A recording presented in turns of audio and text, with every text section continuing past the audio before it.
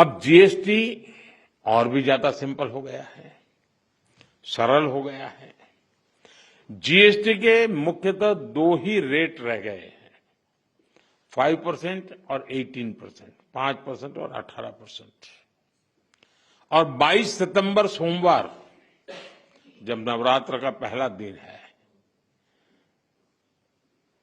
और ये सारी चीजों का मातृशक्ति को संबंध तो बहुत ही रहता है, और इसलिए नवरात्रि के इस प्रथम दिवस पर जीएसटी का जो एक रिफॉर्म वर्जन है, नेक्स्ट जनरेशन रिफॉर्म किया हुआ, वो लागू हो जाएगा।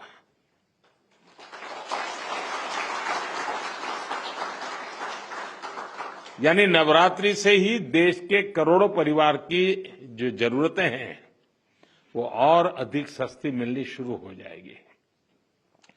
इस बार धनतेरस की रौनक भी और ज्यादा रहेगी, क्योंकि दर्जनों चीजों पर टैक्स अब बहुत ही कम हो गया है। साथियों, 8 वर्ष पहले जब जीएसटी लागू हुआ तो कई दशकों का सपना साकार हुआ था। तो ये चर्चा कोई मोदी प्रधानमंत्री बना उसके बाद नहीं हुई, उसके पहले भी हो रही थी। काम नहीं होता था, चर्चा होती थी। ये आजाद भारत के सबसे बड़े आर्थिक सुधारों में से एक था। तब देश को अनेकों तरह के टैक्स के जाल से मुक्ति दिलाने का एक बहुत बड़ा काम हुआ था। अब 21वीं सदी में आगे बढ़ते भारत में जीएसटी में भी नेक्स्ट जनरेशन रिफॉर्म की आवश्यकता थी और उसको किया गया है।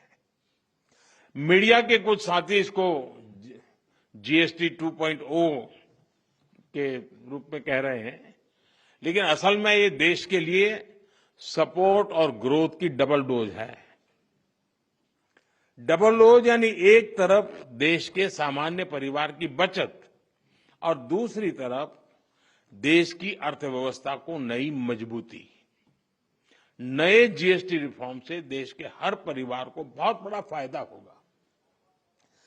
गरीब, न्यू मिडिल क्लास, किसान, महिलाएं, स्टूडेंट्स, नौजवान, सभी को जीएसटी टैक्स कम करने से जबरदस्त फायदा होने वाला है। पनीर से लेकर के शैम्पू साबुन तक सब कुछ पहले से कहीं सस्ता होने वाला है, और इससे आपको महीने का खर्च, रसोई का खर्च भी बहुत कम हो जाएगा। स्कूटर, कार पर भी टैक्स कम कर दिया गया है। इसका बहुत फायदा उन नौजवानों को होगा जो अभी अपनी नौकरी शुरू कर रहे हैं। जीएसटी कम करने से घर का बजट बनाने और अपनी लाइफस्टाइल अच्छी करने में भी आपको मदद मिलेगी। साथियों, कल जो निर्णय हुआ ये कितना सुखद है, इसका असली प्रभाव तब और पता चलेगा जब आप जीएसटी से पहले के टैक्स दरों को याद करेंगे। कभी कभी क्या होता है, पता ही नहीं रहता है कि अच्छा पहले ऐसा था, और इसलिए कभी कभी पहले की चीज याद करते हैं तब पता चलता है यहां से यहां चले गए। अब आपके घर परिवार में भी बच्चा 70 मार्क लाता है स्कूल में आपके यहां, और 70 का 71, 72, 75 करेगा, ध्यान नहीं जाता है। लेकिन हम 99 कर लें तो तुरंत जाता है कि हर कुछ कमाल है इसने। तो मेरा कहना यही है कि साथियों, साल 2014 से पहले करीब करीब हर सामान पर, उस समय की जो सरकार थी, मैं किसी सरकार की आलोचना करने के लिए नहीं यहां आया, लेकिन एक आप टीचर हैं तो कंपैरिजन आप बड़े आराम से कर सकते हो और बच्चों को बता भी सकते हो। उस समय कितनी बड़ी मात्रा में टैक्स लिया जाता था पुरानी सरकार में।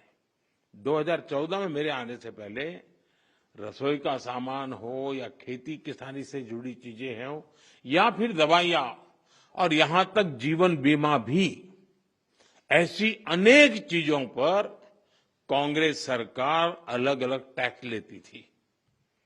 अगर वही दौर होता, अगर आज आप 2014 के हिसाब से होते, तो आपको 100 रुपया की अगर चीज कोई खरीदते हैं तो 20-25 रुपया टैक्स का देना पड़ता है, अगर उस समय का हिसाब लगाए तो। लेकिन अब आपने मुझे सेवा का मौका दिया है। भाजपा सरकार में, एनडीए सरकार में हमारा जोर इस बात का है कि बचत कैसे ज्यादा से ज्यादा हो, परिवारों का खर्चा कम कैसे हो, और इसलिए अब जीएसटी में इतनी ज्यादा कटौती कर दी गई है। साथियों, कांग्रेस की सरकार ने कैसे आपका मंथली बजट बढ़ाया हुआ था, ये कोई भूल नहीं सकता है। टूथपेस्ट, साबुन, हेयर ऑयल, इन पर 27% टैक्स। आज आपको याद नहीं होगा, लेकिन आप देते थे। खाने की प्लेट, कप प्लेट, चम्मच, ऐसे सामान पर 18 से लेकर के 28% टैक्स हुआ करता था। Tooth powder 17% tax. यानी रोजमर्रा की ऐसी हर चीज पर उस कांग्रेस के जमाने में इतना सारा टैक्स लगता था। हालत ये थी कि कांग्रेस वाले बच्चों की टॉफी पर भी 21% टैक्स लेते थे। ये कभी उस समय अखबार में आपका ध्यान गया होगा कि नहीं, वो पता नहीं। मोदी ने किया होता तो बाल नोट लेते। साइकिल जो देश के करोड़ों लोगों की रोज की जरूरत है, उस पर भी 17% टैक्स हुआ करता था। सिलाई मशीन लाखों लाख माताओं बहनों के लिए स्वाभिमान और स्वरोजगार का एक जरिया है, यंत्र है। इस पर 16% टैक्स होता था। मिडिल क्लास के लिए घूमना फिरना तक कांग्रेस ने बहुत मुश्किल कर दिया था। कांग्रेस राज में होटल के कमरे की बुकिंग पर 14% टैक्स, और उसके ऊपर कई राज्यों में लग्जरी टैक्स लगता था, वो अलग। अब ऐसे हर सामान और सर्विस पर सिर्फ और सिर्फ 5% टैक्स लगा करेगा। अब आपको ध्यान में आता है कि 5% में क्या, वरना कोई तो लिखेगा ओह अभी भी मोदी 5% लेता है। होटलों में 7,500 रुपया के कमरों में भी 5% ही टैक्स लगने वाला है। ये काम किया है, आपने काम करने वाली सरकार चुनी, वैसी भाजपा एनडीए सरकार ने किया है। साथियों, पहले अक्सर ये शिकायत रहती थी कि भारत में इलाज बहुत महंगा था, छोटे छोटे टेस्ट तक गरीब और मिडिल क्लास की पहुंच से बाहर होता था। कारण ये था कि कांग्रेस सरकार डायग्नोस्टिक किट जो पर होती है उस पर 16% टैक्स लेती थी। हमारी सरकार ने ऐसे हर सामान पर टैक्स को सिर्फ 5% कर दिया है। साथियों, कांग्रेस के राज में घर बनाना बहुत ही महंगा काम था। क्यों? क्योंकि सीमेंट पर कांग्रेस सरकार 29% टैक्स वसूलती थी। जैसे तैसे घर बना भी लिया तो एसी और टीवी या पंखा कुछ भी लाना है वो भी महंगा हो जाता था, क्योंकि कांग्रेस सरकार ऐसे सामानों पर 31% टैक्स वसूलती थी, 31%। अब हमारी सरकार ने ऐसे हर सामान पर टैक्स को 18% कर दिया, करीब करीब आधा कर दिया है। साथियों, कांग्रेस राज में किसान भी बहुत दुखी थे। 2014 से पहले किसान की खेती लागत अधिक थी और लाभ बहुत कम था। कारण यह था कि खेती किसानी के सामान पर भी कांग्रेस सरकार बहुत अधिक टैक्स वसूलती थी। ट्रैक्टर हो या सिंचाई के उपकरण हो, हाथ के औजार हो, पंपिंग सेट्स हो, ऐसे उपकरणों पर 12 से 14% तक टैक्स लिया जाता था। अब ऐसे अनेक सामानों पर जीएसटी 0 या 5% कर दिया गया है। साथियों, विकसित भारत का एक और स्तंभ है हमारी युवा शक्ति। हमारे नौजवानों को ज्यादा रोजगार मिले जो छोटे मोटे बिजनेसमैन हैं उनको आसानी हो, ये भी सुनिश्चित किया गया है। हमारे जो ऐसे सेक्टर हैं जिसमें सबसे ज्यादा लेबर लगती है, उनको जीएसटी की कम दरों से बहुत बड़ा सहारा मिलने वाला है।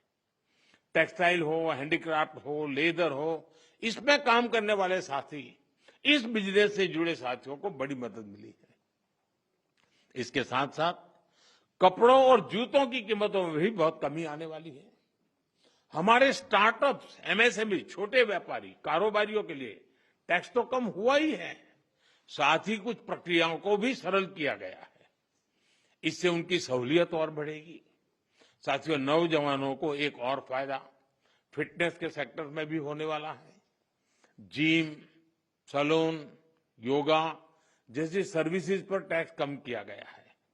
यानी हमारा नौजवान फिट भी होगा और हिट भी होगा।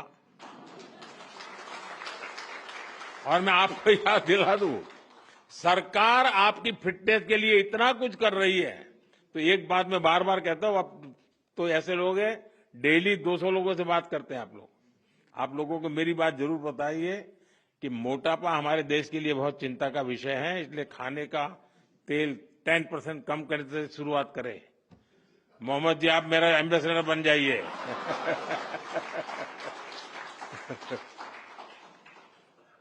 ओबेसिटी के खिलाफ लड़ाई कमजोर नहीं पड़नी चाहिए।